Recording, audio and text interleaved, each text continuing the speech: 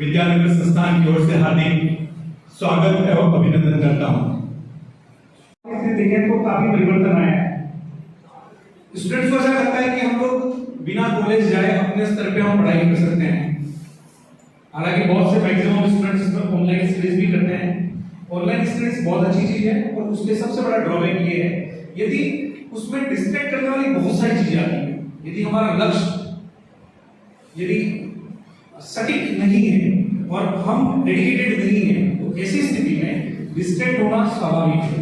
और मैंने देखा कि बहुत से लोग जो आज तक एलएन की कोचिंग में नहीं जाते हैं उसकी करस्पॉन्डेंस जो ये कोचिंग चल रही होती है ऑनलाइन उसको ज्वाइन करते हैं और बहुत अच्छे परसेंटेज बनाने वाले बच्चे भी जब उनके नीट का रिजल्ट आता है या जेईई का रिजल्ट आता है तो पाते हैं हम लोग की जो उनका परफॉर्मेंस होना चाहिए तो उससे बहुत दूर होते हैं।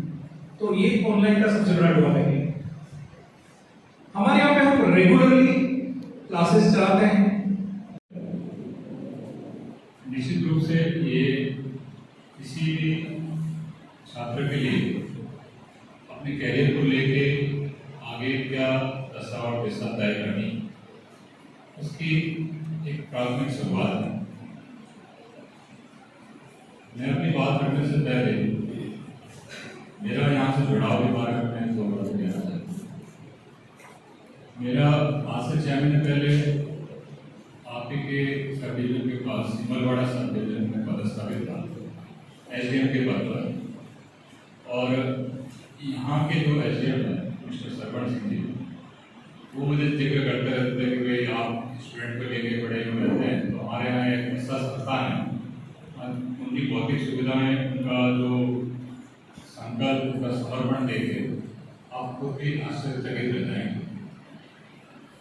मैंने उनको कमिटमेंट किया कि जैसे चुनाव खत्म होते हैं और मैं जरूर रहूँगा।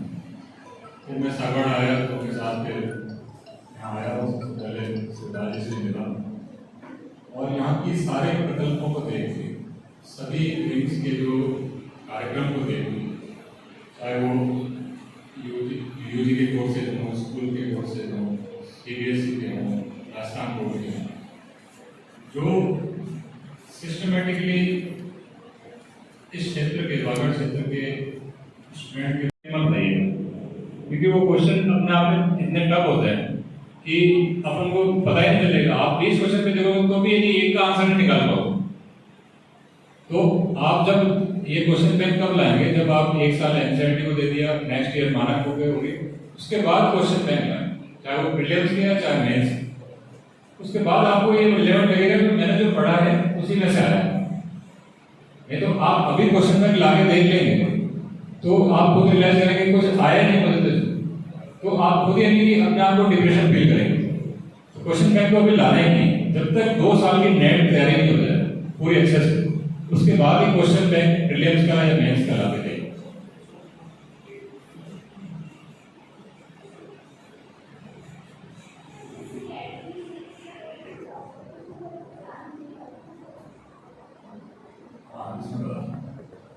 असल में जैसे मेरा शुरू से जैसे जयपुर था तो मेरे एक सीनियर थे तो उसका मैं प्रॉपर जवाब आपकी क्यूरियोसिटी क्या है तो उससे मैं रूबरू हूँ तो मैं ज़्यादा बेहतर आपको और डायरेक्शन दे सकता हूँ और गाइडेंस दे सकता हूँ। आपकी तरफ से क्वेश्चन पूछें आपके जहन में क्या चीज़ें आ रही हैं तो उसके हिसाब से मैं आपको जवाब दे देता हूँ। पूछे जाए क्वेश्चन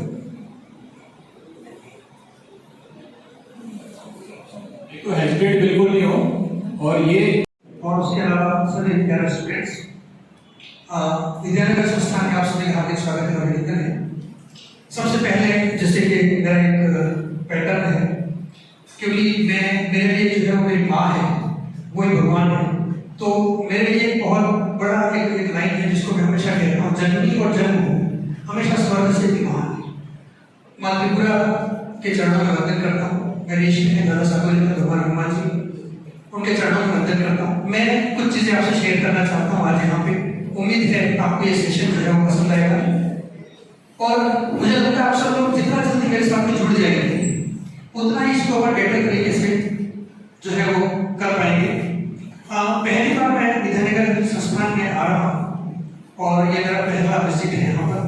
सबसे पहले मैं बहुत खुश भी हूँ मैंने एक्साइटेड भी हूँ कि मुझे आप लोगों से बातचीत करने का मौका मिला। और जैसा कि मैं आकर के सोच रहा था, पंचवटी, विद्यानगर, है ना, उसके बाद में फ्लावर किड्स, ये क्या विजन हो सकता है किसी का कि वागड़ में इतना बड़ा एक इंस्टीट्यूशन खड़ा कर दिया, है ना। और ऐसी शायद मुझे कभी इमेजिनेशन मैं नहीं कर सकता था कि वागड़ में कोई यूपीएससी को लेके काम करेगा, है ना। मेरा भी सपना रहा है यूपीएससी में जो है एग्जाम देकर के उसको क्लियर करने का, लेकिन मैं प्री क्लियर नहीं कर पाया।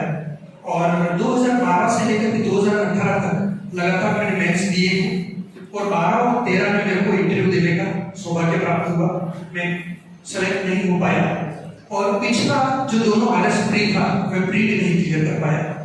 तो बहुत सिंपल क्लास है, बहुत सिंपल क्लास है और इसमें आपकी तरफ से कोई बात तो जरूर आप शेयर कीजिएगा, क्योंकि मैं भी कुछ सीखने के लिए आया, मैं आपको सिखाने नहीं आया, मैं आपसे कुछ सीखने के लिए आया। तो यहाँ जब अपन लोग बात करते हैं तो ये ABCD, अब इसमें से मैं आपको एक बात बताऊं, ये जो B है और ये D है ना, ये B और D के बीच का जो ये C है, यही हमारी ग्रेड लाइन है ना? क्योंकि B और D जो है ना वो हमारे कंट्रोल में नहीं है। B का मतलब क्या है? बर्थ। क्या बर्थ हमारे कंट्रोल में है ना? हम लोग ये सोच सकते हैं कि मेरे यही माता पिता होंगे तब मैं जन्म लूंगा, कर सकते हैं? नहीं कर सकते। मैं जन्म लेने पर ऐसा दिखूंगा, अपने आप